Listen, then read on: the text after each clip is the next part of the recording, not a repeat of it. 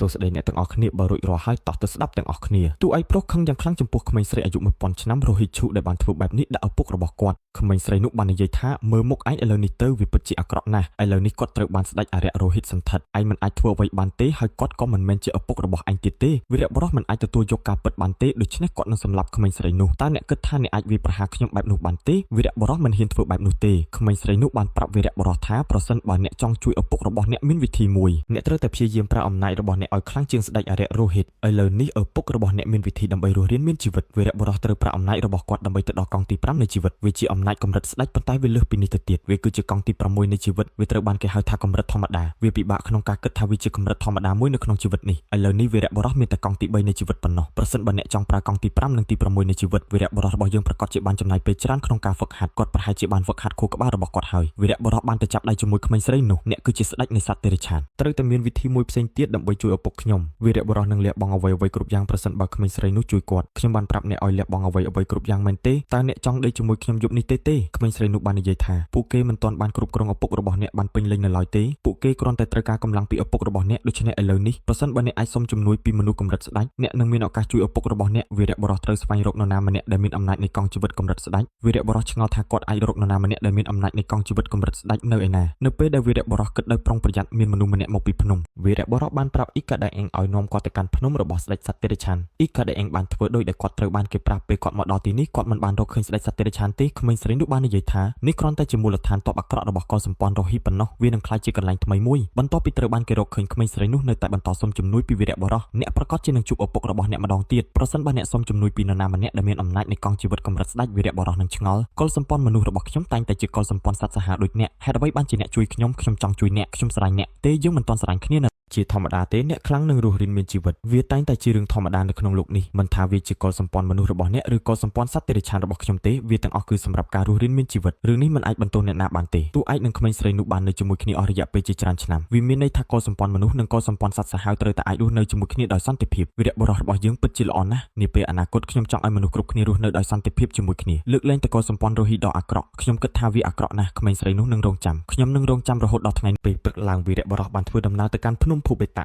នៅតាមផ្លូវគាត់បានជួបនឹងព្រះនាងនិងព្រះមហាក្សត្រដែលត្រូវបានឡោមព័ទ្ធដោយសត្វសាហាវវាហាក់ដូចជាពួកគេទាំងពីរមិនអាចប្រយុទ្ធនឹងពួកគេបានទេពីព្រោះសត្វទាំងនេះគ្រាន់តែជាសត្វកម្រិតព្រៃផ្សៃប៉ុណ្ណោះនៅពេលនោះឥន្ទ្រីក្រហមមួយបានចេញមកជួយសង្គ្រោះពួកវាទាំងពីរវាមានន័យថាពួកវាបានបាត់ខ្លួនដោយគ្រាន់តែស្រែកតែមួយដងវីរបុរសមានការភ័យខ្លាចនោះជាឥន្ទ្រីរបស់ស្ដេចនៃសត្វទាំងនេះអោព្រះជាម្ចាស់អើយតើខ្ញុំនឹងត្រូវគេស៊ីទេវីរបុរសនឹងយកព្រះនាងទៅឆ្ងាយប៉ុន្តែនៅពេលដែលព្រះនាងបានឃើញមុខវីរបុរសនាងមានអារម្មណ៍សុវត្ថិភាពជាងមុនវីរបុរសបានឃើញថាមានសត្វអាក្រក់ជាច្រើននៅជុំវិញនេះដូច្នេះគាត់បានអញ្ជើញពួកគេទាំងពីរនាក់ទៅភូមិរបស់គាត់ជាមុនសិនព្រះនាងបានប្រាប់គាត់ឲ្យបង្ហាញភាពស្មោះត្រង់របស់នាងចំពោះអ្នកសម្រាប់ការជួយសង្គ្រោះខ្ញុំលើកនេះខ្ញុំនឹងធ្វើឲ្យអ្នកខ្លាចជាមហាក្សត្រីរបស់ព្រះនាងនេះពេលខ្លាចឮអ្វីដែលព្រះនាងនិយាយវាក៏ជឿនាងតើអ្នកនឹងរញ៉េរញ៉ៃជាមួយបុរសរបស់ខ្ញុំបែបនោះទេអ្នកមិនអាចទេវីរបុរសក៏មិនខ្វល់ដែរដោយព្រះនាងដែរនៅតាមផ្លូវត្រឡប់ទៅភូមិវិញព្រះមហាក្សត្របានប្រាប់វីរបុរសថាទ្រង់ចង់ស្វែងរកកងវិញ្ញាណដើម្បីធ្វើឲ្យព្រះនាងនេះកាន់តែរឹងមាំអ្វីដែលនាងកំពុងអនុវត្តគឺអំណាចនៃមេឃនាងមានទំនុកចិត្តយ៉ាងខ្លាំងលើអំណាចរបស់អំតីរបស់ខ្ញុំអាចសម្លាប់សត្វអាក្រក់ទាំងនោះបានយ៉ាងងាយស្រួលទំនុកចិត្តរបស់នាងត្រូវបានពង្រឹងយ៉ាងខ្លាំងដោយអំណាចរបស់ស្ដេចពេលពួកគេមកដល់ភូមិវីរបុរសក៏មានចិត្តល្អម្ដងទៀតគាត់បានអនុញ្ញាតឲ្យអ្នកទាំងពីរស្នាក់នៅផ្ទះរបស់គាត់ហើយអនុញ្ញាតឲ្យព្រះនាងមើលថែគាត់វីរបុរសក៏រំពឹងថាសត្វភ្លើងអាក្រក់នឹងលេចឡើងម្ដងទៀតនៅកណ្ដាលវាលខ្សាច់ដូចនេះវានៅជិតភូមិរបស់វីរបុរសយោងតាមរឿងព្រេងវាគឺជាកុលសម្ព័ន្ធនៃកុលសម្ព័ន្ធជីមនុស្សជាច្រើនក្នុងចំណោមពួកគេបានចេញទៅគាត់មិនគិតថាវានឹងត្រឡប់មកវិញទ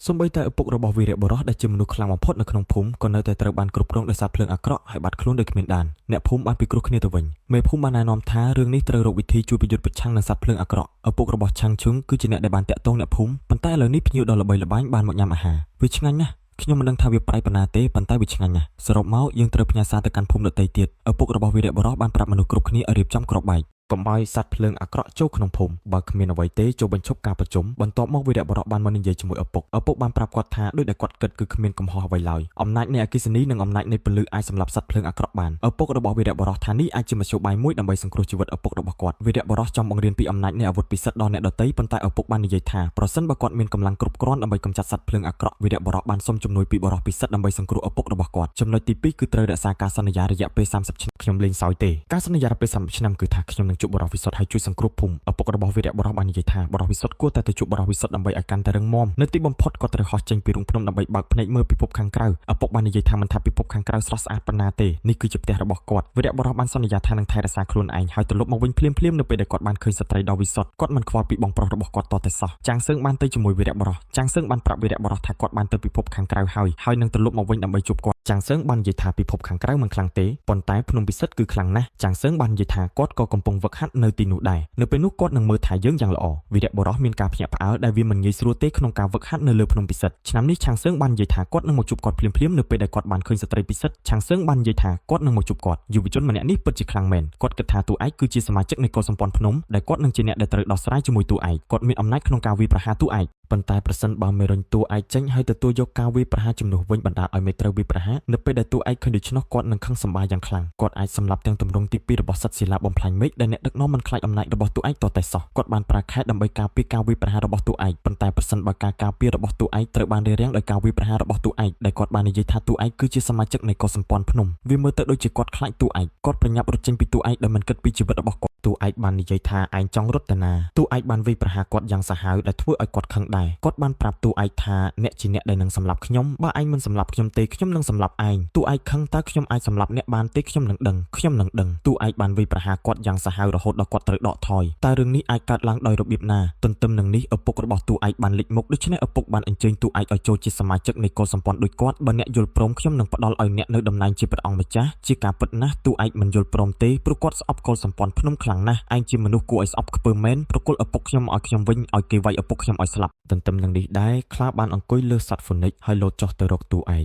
ពេលតួឯកឃើញស្ត្រីនោះគាត់មានអារម្មណ៍សប្បាយចិត្តវាមានរយៈពេល2ឆ្នាំហើយចាប់តាំងពីគាត់បានឃើញស្ត្រីនោះជាលើកចុងក្រោយខ្ញុំមានអារម្មណ៍ថាអារម្មណ៍របស់តួឯកបានតាក់ទាញស្ត្រីនោះតួឯកគ្រាន់តែខ្វល់ពីស្ត្រីនោះគាត់មិនខ្វល់ពីមេក្រុមតតែសោះប្រសិនបើវាជាទីក្រុងមួយមេក្រុងនឹងឆ្លៀតឱកាសពេលតួឯកអវត្តមានតួឯកកំពុងនិយាយជាមួយស្ត្រីនោះគាត់បានវាយប្រហារតួឯកប៉ុន្តែគាត់មិនអាចធ្វើបានទេពីព្រោះសត្វហ្វូនិកបានមករារាំងគាត់ទន្ទឹមនឹងនេះកម្លាំងជំនួយរបស់កុលសម្ព័ន្ធភ្នំបានមកដល់ទីក្រុងនេះព្រះនាងមានបន្ទូលថាខ្ញុំមកដល់ហើយប្រញាប់ឡើងប៉ុន្តែពួកគេមិនខ្វល់ទេនាងមានអារម្មណ៍ខ្មាស់អៀនព្រះអង្គម្ចាស់មានបន្ទូលថានោះជាសិទ្ធិរបស់កុលសម្ព័ន្ធភ្នំពេលនាងឃើញមុខឪពុកដ៏គួរឲ្យស្អប់ខ្ពើមនោះនាងមានអារម្មណ៍សោកសៅនាងមានការភ្ញាក់ផ្អើលយ៉ាងខ្លាំងត្រូវហើយគាត់ជាអ្នកដឹកនាំគាត់សង្ហាជាងអ្នកណាទាំងអស់គាត់ថែមទាំងសង្ហាជាងស្ដេចសង្ហៈទៅទៀតពេលឪពុករបស់តួឯកឃើញថាកម្លាំងជំនួយរបស់កុលសម្ព័ន្ធភ្នំមកជួយពង្រឹងកងទ័ពគាត់ត្រូវដកថយមុនតួឯកបានព្យាយាមហៅឪពុករបស់គាត់មកវិញប៉ុន្តែឪពុករបស់តួឯកត្រូវបានវាយប្រហារដោយកុលសម្ព័ន្ធអរិយអាក្រក់ឪពុកដ៏គួរឲ្យស្អប់ខ្ពើមបានប្រាប់តួឯកដែលជាស្ដេចអរិយអាក្រក់ពេលខ្ញុំឃើញគាត់ម្ដងទៀតខ្ញុំបានឮពាក្យពីរម៉ាត់ពីគាត់ពាក្យសម្ដីរបស់គាត់ធ្វើឲ្យតួឯកខឹងយ៉ាងខ្លាំងអ្នកទាំងពីរបានប្រឈមមុខដាក់គ្នាពួកគេហាក់ដូចជាមិនចុះសម្រុងគ្នាទេពួកគេហៀបនឹងឆ្លោះគ្នាតួឯកមានការខកចិត្តគាត់បាននិយាយថាអ្នកទាំងពីរសមនឹងស្លាប់អ្នកទាំងពីរបានស៊ូទ្រាំនឹងឪពុកដ៏គួរឲ្យស្អប់ខ្ពើមនេះអស់រយៈពេលយូរមកហើ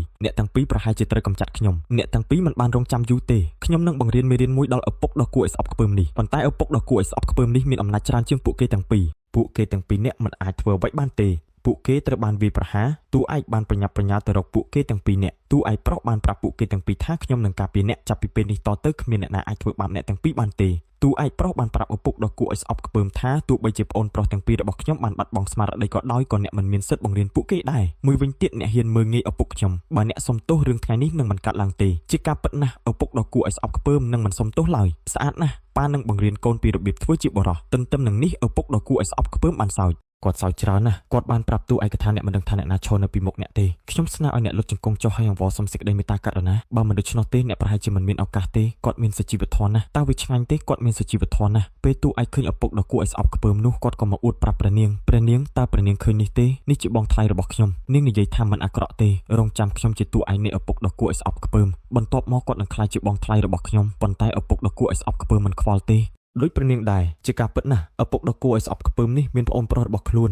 នអ្នកនៅពីក្រោយគាត់គឺឪពុកដ៏គួរឲ្យស្អប់ខ្ពើមគាត់ជាមេដឹកនាំរបស់ឪពុកដ៏គួរឲ្យស្អប់ខ្ពើមគឺព្រះអង្គម្ចាស់បច្ចុប្បន្នគឺព្រះអង្គម្ចាស់ជវុធានពេលព្រះនាងឮដូច្នោះឪពុកដ៏គួរឲ្យស្អប់ខ្ពើមបានប្រាប់តួឯកឲ្យលុតជង្គង់នៅចំពោះមុខឪពុកដ៏គួរឲ្យស្អប់ខ្ពើមតួឯករបស់យើងនឹងមិនធ្វើបែបនោះទេអ្នកគ្រាន់តែជាឆ្កែបម្រើប៉ុណ្ណោះឪពុកដ៏គួរឲ្យស្អប់ខ្ពើមបានឃើញថាតួឯកមកពីភូមិតែមួយជាមួយព្រះនាងបានប្រាប់រឿងរ៉ាវរបស់តួឯកទៅកាន់ឪពុកដ៏គួរឲ្យស្អប់ខ្ពើមថាគាត់ជាកូនប្រុសរបស់បុរសម្នាក់ដែលត្រូវបានភ្លើងអាក្រក់ដុតកាលពីមុនគាត់ធ្លាប់ធ្វើជាឆ្កែបម្រើប៉ុ ន្តែឥឡូវនេះវាគ្រាន់តែជាឆ្កែបំរើប៉ុណ្ណោះឪពុកបានឲ្យព្រះនាងទៅហើយតួឯកបានត្រឡប់ទៅភូមិវិញតួឯករបស់យើងខឹងយ៉ាងខ្លាំងឆ្កែបំរើបានចូលមកហើយបញ្ឈប់វាដរាបណាខ្ញុំនៅទីនេះគ្មានអ្នកណាអាចប៉ះវាបានឡើយតួឯកបានចូលមកហើយនិយាយថាមិនអីទេខ្ញុំនឹងទទួលខុសត្រូវចំពោះរឿងនេះវាជារឿងអំពីកូនប្រុសរបស់បុរសម្នាក់ឆ្កែបំរើបានបញ្ជាឲ្យឆ្កែបំរើដោះស្រាយជាមួយតួឯកបានគេចផុតពីការវាយប្រហាររបស់ឆ្កែបំរើយ៉ាងងាយតួឯកបានដើរឆ្កែបំរើតួឯកបាននិយាយថាខ្ញុំបានវឹកហាត់នៅលើភ្នំនេះរយៈពេល2ឆ្នាំហើយតើអ្នកអាចធ្វើបានតែប៉ុណ្្នឹងទេឆ្កែបំរើបានខឹងឆ្កែបំរើបានប្រើដៃអារក្សដើម្បីវាយប្រហារតួឯកក៏បានប្រើជំនាញនេះដើម្បីទប់ស្កាត់ការវាយប្រហារផងដែរពួកគេទាំងពីរបានប្រយុទ្ធគ្នាអស់រយៈពេលយូររហូតដល់ឆ្កែបំរើដកថយឥឡូវនេះវាដឹងថាអំណាចរបស់តួឯកបានត្រឡប់មកវិញហើយការវាយប្រហារបន្ទាប់ឆ្កែបំរើនឹងបង្ហាញថាអ្នកណាជាម្ចាស់នៃឋានសួគ៌ឆ្កែបំរើបានធ្វើដំណើរក្នុងល្បឿនលឿនហើយវាយប្រហារតួឯកឆ្កែបំរើ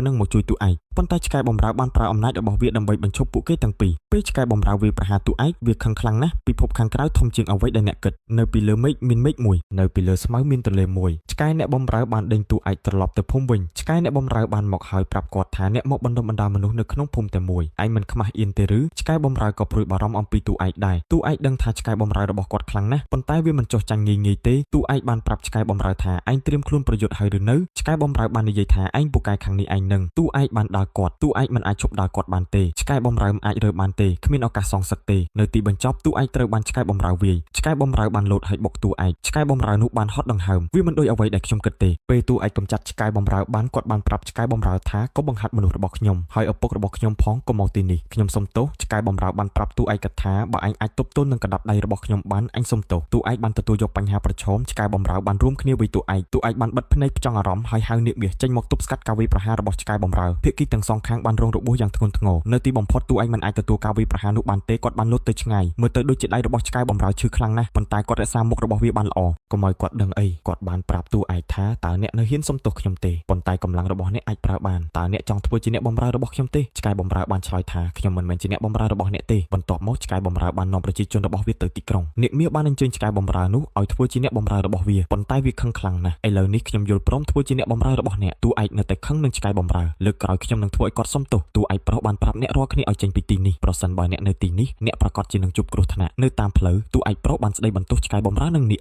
អ្នកទាំងពីរឈ្លានពានពេកហើយវាដូចជាពិភពមនុស្សភពក្រៅអញ្ចឹងពេលគេធ្វើបាបអ្នកត្រូវតែអត់ធ្មត់រងចាំរហូតដល់អ្នករឹងមាំជាងមុនវាមិនយឺតពេលទេក្នុងការត្រឡប់ទៅយកវាមកវិញអ្នកទាំងពីរនេះមិនបោះបង់ចោលឡើយអ្នកទាំងអស់គ្នាឥឡូវនេះខ្លាំងមែនទែនតើអ្នកហ៊ានវាយខ្ញុំទេតួឯកហ៊ាននឹងវាយប្រហារប៉ុន្តែគាត់មិនបានធ្វើទេពួកគេបានអោបគ្នាពួកគេបានដើរតាមតួឯកគ្រប់ទីកន្លែងដែលគាត់ទៅឆ្កែបំរើក៏ដូច្នោះដែរពួកគេបានដើរតាមតួឯកគ្រប់ទីកន្លែងដែលគាត់ទៅនាគនិងឆ្កែបំរើមិនចូលចិត្តឆ្កែបំរើតតែសោះពួកគេក៏បានដើរតាមឆ្កែបំរើផងដែរឆ្កែបំរើបាននិយាយថាអ្នកប្រហែលជាព្រួយបារម្ភពីខ្ញុំអ្នកទាំងពីរអាចមើលឃើញថាឆ្កែបំរើប្រកាសជាចូលចិត្តឆ្កែបំរើប៉ុន្តែភ្នែករបស់ឆ្កែបំរើមិនបានសម្លឹងមើលឆ្កែបំរើតតែសោះគាត់គ្រាន់តែសម្លឹងមើលតួឯកប៉ុណ្ណោះអ្នកនិងឆ្កែបំរើប្រកាសជាគូស្នេហ៍ដែលវាសនាបានកំណត់រួចហើយប្រហែលជានៅពេលអនាគតខ្ញុំនឹងត្រូវហៅអ្នកថាជាបងថ្លៃឆ្កែបំរើនោះខ្មាស់អៀនណាស់តើអ្នកកំពុងនិយាយអំពីអ្វីតួឯកកំពុងសើចទោះបីជាអ្នកនិយាយមិនសមហេតុផលក៏ដោយវាដូចអ្វីដែលពួកគេនិយាយឆ្កែបំរើនោះមានការខកចិត្តបន្តិចគ្រូបានចូលមកហើយប្រាប់នាងថាខ្ញុំនឹងជួយអ្នកឈ្នះចិត្តឆ្កែបំរើនោះអ្នកមិនមើលទៅដូចជាកំពុងរំខាននាងទេមើលទៅដូចជាតួឯកមានអ្នកគ្រប់គ្រងលួចលាក់ច្រើនណាស់ខណៈពេលដែលឆ្កែបំរើកំពុងនិយាយមិនសមហេតុផលឆ្កែបំរើបានមកលេងឆ្កែបំរើតួឯកមិនបានបញ្ឈប់វាទេតួឯកបានសួរឆ្កែបំរើថាតើឆ្កែបំរើពិតជាអាចជួយសង្គ្រោះជីវិតអ្នកដែលត្រូវបានអារក្សអាក្រក់ចូលបានមែនទេឆ្កែបំរើបានឲ្យតួឯកទៅគាត់បានទៅសួរសង្ឃធំឬបរិសចំណាស់គាត់បាននៅទីនេះអស់រយៈពេលជាច្រើនឆ្នាំមកហើយគាត់ប្រហែលជាដឹងពីរបៀបដោះស្រាយជាមួយអារក្សគាត់អាចមានបទពិសោធន៍បន្តិចបន្តួចប៉ុន្តែការសុំឲ្យគាត់ជួយគឺពិបាកពីព្រោះឥឡូវនេះគាត់កំពុងមើលពិភពលោកពីគ្រប់ទីកន្លែងត្រូវប្រយ័ត្នកុំឲ្យវិញ្ញាណអាក្រក់មកហើយទ្រង់ត្រូវបញ្ជាឲ្យសិស្សរបស់ទ្រង់ពីភ្នំពុទ្ធិកឲ្យទៅជួយទ្រង់នៅកន្លែងផ្សេងងាយស្រួលនិយាយថា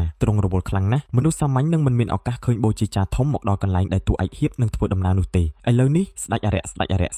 អារក្សអាក្រក់បានមកដល់កន្លែងនេះមេដឹកនាំនៃភូបេតៈបានប្រាប់ឪពុករបស់គាត់ថានេះជាជំរករបស់អារក្សដែលយើងទើបតែបានរកឃើញអារក្សនីមួយៗមានកម្លាំងខ្លាំងសូម្បីតែក្រោយពេលស្លាប់ក៏ដោយឪពុករបស់តួឯកនៅតែអាចធំក្លិនឈាមរបស់ពួកគេនៅពេលដែលឪពុករបស់តួឯកដើរចូលគាត់ត្រូវបានវាយប្រហារដោយអន្ទាក់មួយគាត់មិនអាចចូលទៅខាងក្នុងបានទេវាជាអន្ទាក់ដែលពួកអារក្សបានបង្កើតឡើងពួកអារក្សអាក្រក់មិនអាចចូលបានទេឥឡូវនេះស្ដេចអារក្សស្ថិតនៅក្នុងរូបកាយរបស់តួឯកដែលជាមនុស្សគាត់គិតថាប្រសិនបើគាត់អាចគិតរកវិធីបង្រួបបង្រួមកុសសម្ព័ន្ធរបស់គាត់ជាកុសសម្ព័ន្ធមនុស្សដ៏ជោគជ័យវាអាចប្រែក្លាយកុសសម្ព័ន្ធរបស់ពួកគេទៅជាវត្ថុដ៏មានឥទ្ធិពលបំផុតនៅក្នុងពិភពលោកនៅពេលនោះពួកគេមិនចាំបាច់លាក់ខ្លួននៅក្នុងភាពងងឹតហើយអាចគ្រប់គ្រងកុសសម្ព័ន្ធនីមួយៗបានទេ នេះជាផែនការរបស់ស្ដេចអរិយអាក្រក់សូមអភ័យទោសហេតុអ្វីបានជាខ្ញុំនិយាយរឿងខុសច្រើនម្លេះនៅថ្ងៃនេះស្ដេចអរិយបានបញ្ជាឲ្យភូបេតាផ្សព្វផ្សាយព័ត៌មានដែលមិនទាន់អាចបញ្ឈប់តួឯកបានរងចាំឲ្យតួឯកកំចាត់ស្ដេចអរិយសិនបន្ទាប់មកឆ្លៀតឱកាសនេះវាយប្រហារតួឯកពេលតួឯកមកដល់ទីក្រុងស្ដេចអរិយប្រាប់អ្នករាល់គ្នាថាគាត់នឹងស្នាក់នៅទីនេះមួយរយៈស្ដេចអរិយបានប្រាប់តួឯកនិងលូស៊ុយថាប្រសិនបើពួកគេមានឱកាសត្រូវបានជ្រើសរើសឲ្យចូលរួមជាមួយកុលសម្ព័ន្ធរបស់ភូបេតាពួកគេនឹងអាចសុំដំបូន្មានពីគ្រូល្បីឈ្មោះម្នាក់ដើម្បីបណ្ដុះបណ្ដាលពួកគេឲ្យប្រយុទ្ធប្រឆាំងនឹងអរិយនិងទទួលបានធនធានបន្ថែមទៀតលូស៊ុយបាននិយាយថាមិនមានឱកាសច្រើនដូចនេះទេចាប់តាំងពីខ្ញុំនិងបងប្រុសរបស់ខ្ញុំបានទទួលជំនួយពីស្ដេចអរិយមកខ្ញុំបានដើរតាមគាត់គ្រប់ទីកន្លែងតួឯកបានប្រាប់ស្ដេចអរិយថាយើងធំឡើងជាមួយគ្នាដើម្បីជួយគ្នាទៅវិញទៅមកជាពិសេសនៅពេលដែលយើងនៅក្នុងពិភពខាងក្រៅហើយត្រូវរួបរวมគ្នាមិនថាមានរឿងអ្វីកើតឡើងក៏ដោយយើងនឹងទៅភ្នំភូបេតាដើម្បីចូលរួមការបោះឆ្នោតលូស៊ុយនិងលូស៊ុយបានប្រាប់តួឯកថាប្រសិនបើគ្រូធានបានជួបតួឯកគាត់ប្រកាសជាចូលចិត្តគាត់គ្រូធានគឺជាគ្រូរបស់អ្នកទាំងពីរដែលធ្លាប់ចាប់ពួកគេនៅក្នុងភូមិមួយសន្ទុះក្រោយមកពួកគេត្រូវសម្រាកពួកគេទាំង3នាក់បានដេកជាមួយគ្នាស្ដេចអរិយមានការភ្ញាក់ផ្អើលយ៉ាងខ្លាំងប៉ុន្តែគាត់នៅតែអនុញ្ញាតឲ្យតួឯកគេងតួឯកបានហត់ដង្ហើមស្ដេចអរិយបានមកជួបលូស៊ុយពេលលូស៊ុយឃើញតួឯកគាត់មានការចាប់អារម្មណ៍យ៉ាងខ្លាំងមុខរបស់ស្ដេចអរិយមានមន្តស្នេហ៍ខ្លាំងណាស់សូម្បីតែស្ត្រីក៏ចូលចិត្តគាត់ដែរស្ដេចអរិយបានមកដល់លូស៊ុយដែលបានមើលថែតួឯកអស់រយៈពេល2ឆ្នាំលូស៊ុយបាននិយាយថាស្ដេចអរិយក៏កំពុងមើលថែខ្ញុំនិងប្អូនប្រុសរបស់ខ្ញុំដែរបើមិនដូច្នោះទេខ្ញុំនឹងមិនអាចដើរលើសមរភូមិនេះបានឡើយខ្ញុំក៏ត្រូវអរគុណគាត់ដែរលូស៊ុយបានប្រាប់តួឯកដោយផ្ទាល់ថាគាត់ចូលចិត្តតួឯកខ្ញុំមិនបោះបង់ចោលដោយងាយងាយទេតួឯកមានចិត្តល្អណាស់ស្ដេចអរិយគឺជាមនុស្សល្អណាស់វាមិនមែនជារឿងគួរឲ្យភ្ញាក់ផ្អើលទេដែលលូស៊ុយចូលចិត្តគាត់ខ្ញុំក៏ចូលចិត្តស្ដេចអរិយដែរប៉ុន្តែវាហាក់ដូចជាគាត់គិតថាខ្ញុំគ្រាន់តែជាបងប្រុសម្នាក់ប៉ុណ្ណោះវាគ្រាន់តែជាបងប្រុសម្នាក់ប៉ុណ្ណោះទោះបីជាខ្ញុំព្យាយាមយ៉ាងណាក៏ដោយវាមិនមែនទេនេះជារឿងស្មោះត្រង់ប្រសិនបើនៅថ្ងៃអនាគតគាត់ចូលចិត្តលូស៊ុយខ្ញុំនឹងមិនបដិសេធទេប៉ុន្តែសូមថែរក្សាគាត់ឲ្យបានល្អទទួលស្កែងអរិយបស្ថាមជាវាកផ្សានេះបរមស្ពីខំមានប៉នេះដែរពេលតួឯកស៊ីផោមហើយគាត់ក៏ក្រោកឡើងម្រាមដៃរបស់គាត់មានក្លិនស្អុយខ្លាំងណាស់គាត់ស្ទើរតែស្លាប់ដោយសារតែខ្យល់បក់ចេញពីខ្លួនអ្នកចម្បាំងទាំង3បានមកជួបជុំគ្នានៅក្នុងទីក្រុងវូស៊ុយពួកគេត្រូវបានវាយប្រហារដោយក្រុមអរិយនិងសត្វអាក្រក់ឥឡូវនេះទឹកដីនៃទីក្រុងត្រូវបានគ្រប់គ្រងដោយអរិយនិងសត្វអាក្រក់អ្នកចម្បាំងទាំង3នឹងធ្វើការរួមគ្នាដើម្បីការពារទីក្រុងពីពួកគេបន្ទាប់ពីនោះទីក្រុងនឹងត្រូវបែងចែកស្មើគ្នាប៉ុន្តែតួឯកបានប្រាប់អ្នកទាំងពីរថាគាត់នឹងប្រគល់ទីក្រុងនេះទៅឲ្យហ្វាបាគីកេគាត់ជឿជាក់ថាបន្ទាប់ពីហ្វាបាទទួលបានទីក្រុងនេះគាត់នឹងមើលថែពួកគេបានយ៉ាងល្អអ្នកចម្បាំងទាំងពីរនាក់មិនស្ទាក់ស្ទើរទេហើយមានឆន្ទៈជួយហ្វាបាគីកេតួឯកបានប្រាប់មនុស្សគ្រប់គ្នាថាគាត់នឹងទៅហ្វូហ្វីថាក់ដើម្បីសាកល្បងការបោះឆ្នោតថ្មីបន្ទាប់ពីការបំផ្លាញហ្វូហ្វីថាក់ពួកអរិយអាក្រក់និងវិញ្ញាណអាក្រក់នៅតែមានជីវិតបេសកកម្មរបស់អ្នកគឺសម្លាប់ពួកគេក្នុងរយៈពេលកំណត់អ្នកដែលអាចសម្លាប់បានច្រើនជាងគេនឹងអាចទៅភូផដើម្បីចូលរួមការបោះឆ្នោតគាត់នឹងក្លាយជាសិស្សរបស់ភូផតួឯកបានប្រកាសសម្បត្តិមួយច្បាប់ឲ្យពួកគ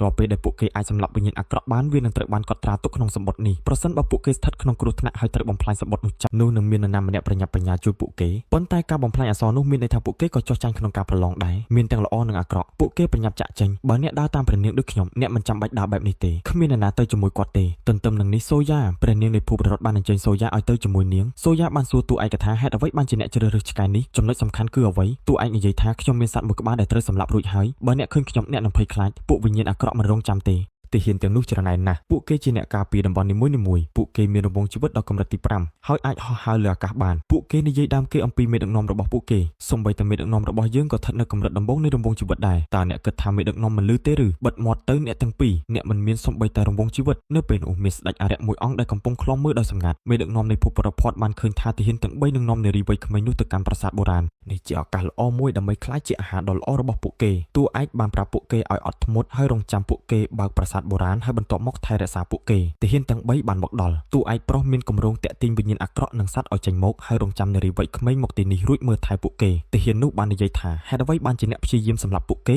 ស្ដេចដាវពិតជាក្លាហានណាស់ប៉ុន្តែតើវាងាយស្រួលប៉ុណ្ណាក្នុងការសម្លាប់ស្ដេចអរិយសូមឲ្យខ្ញុំបង្ហាញអ្នកច្រកចូលទៅកាន់ប្រាសាទបុរាណត្រូវបានយាមដោយសត្វនារីវ័យក្មេងស្ដេចដាវតើវាងាយស្រួលសម្លាប់ពួកគេប៉ុណ្ណាជំនាញរបស់ទាហានទាំង3នាក់ពិតជាមិនធម្មតាស្ដេចមានអារម្មណ៍អ្វីមួយហើយបញ្ចេញថាមពលរបស់ទ្រង់អ្វីដែលគាត់មានអារម្មណ៍គឺស្ដេចអរិយអាក្រក់ដែលកំពុងលាក់ខ្លួននៅទីនេះទាហានទាំង3មិនបានរងចាំយូរទេពួកគេបានប្រយុទ្ធប្រឆាំងនឹងវិញ្ញាណអាក្រក់ហើយអាចតាមទាន់ពួកគេឥឡូវនេះពួកគេកំពុងធ្វើដំណើរទៅកាន់ប្រាសាទបុរាណតួឯកប្រុសឆ្ងល់ថាហេតុអ្វីបានជានារីវ័យក្មេងមិនមានផ្លាកសញ្ញានារីវ័យក្មេងនោះបាននិយាយថាយើងមិនចាំបាច់ប្រយុទ្ធជាមួយពួកគេទេព្រោះវាជាលើកដំបូងរបស់យើងនៅក្នុងសមរភូមិយើងនៅទីនេះដើម្បីរៀនសូត្រទាហាននោះបាននិយាយថានេះជាប្រាសាទបុរាណនៃនគរពួកគេត្រូវតែស្វែងរកទីតាំងមួយហើយសម្រាប់ពួកអរិយអាក្រក់ប្រសិនបើពួកគេស្ថិតក្នុងគ្រោះថ្នាក់គ្រាន់តែបំផ្លាញសញ្ញានេះចោលហើយទាហាននឹងមកជួយនារីវ័យក្មេងនោះបាននិយាយថាតំបន់នេះគ្រាន់តែជាព្រៃស្ងួតប៉ុណ្ណោះពួកអរិយភាគច្រើនមានកម្រិតត្រឹមតែ1ឬ2ប៉ុណ្ណោះដោយអំណាចរបស់ពួកគេវាមិនពិបាកក្នុងការកម្ចាត់ពួកគេទេរឿងសំខាន់បំផុតនៅពេលនេះគឺត្រូវស្វែងរកប្រាសាទបុរាណនៃនគរ